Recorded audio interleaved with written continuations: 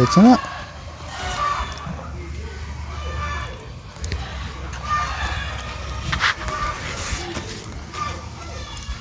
Tanim tayo ng pumpkin mga lods.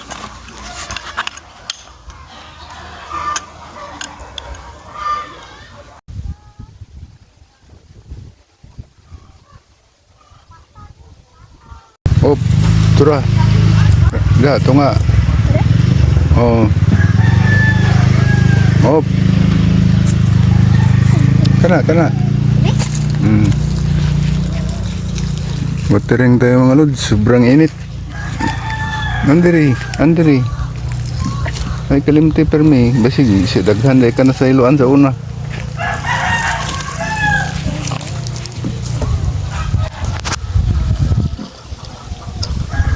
Mga estudyante itong nagwatering natin mga idol. Kasi sa Badungan ngayon para pangbaon sa Lunes. Good morning mga idol. Ngayon ang activity natin ay maglalagay ng abono. Drenching method. Paglalagay ng abono na itunaw natin ang ating 4600 sa isang timba na tubig.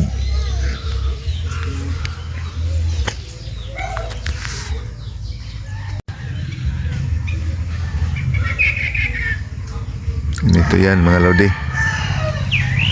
Yay!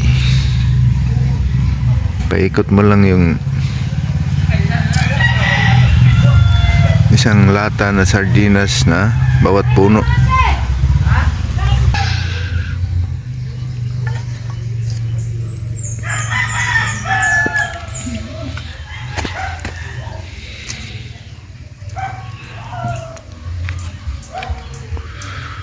Huwag mo lang patamaan yung dahon mga lodi,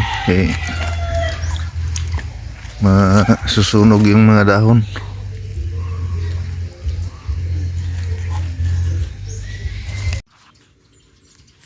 Ito yung plant natin na kalabasa mga idol. 13 days na ito siya.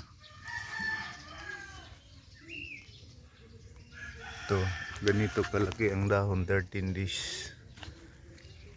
So ngayon maglalagay na tayo ng 4600 pang vegetative na fertilizer. Yan siya.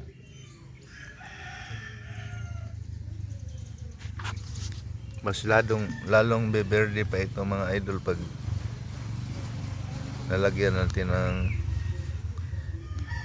pangunang abono. Pero may basal tayo dito na ipot ng manok. Before natin tinaniman, nilagyan muna natin ng mga ipot ng manok. Yung buong tudling. Yan siya.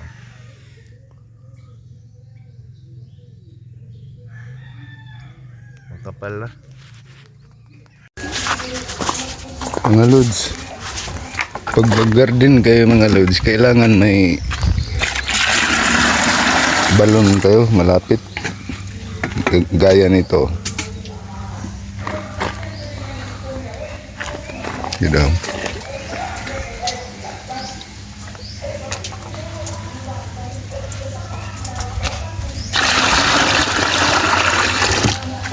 Ito may 4600 na iso na isang lata na sardinas.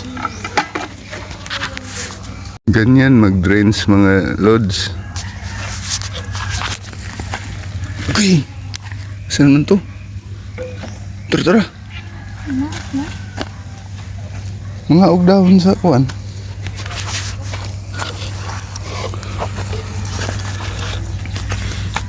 Dahon na.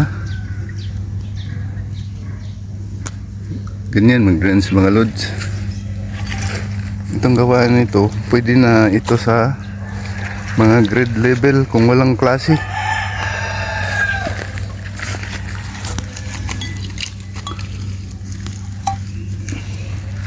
Ito, last dito sugda.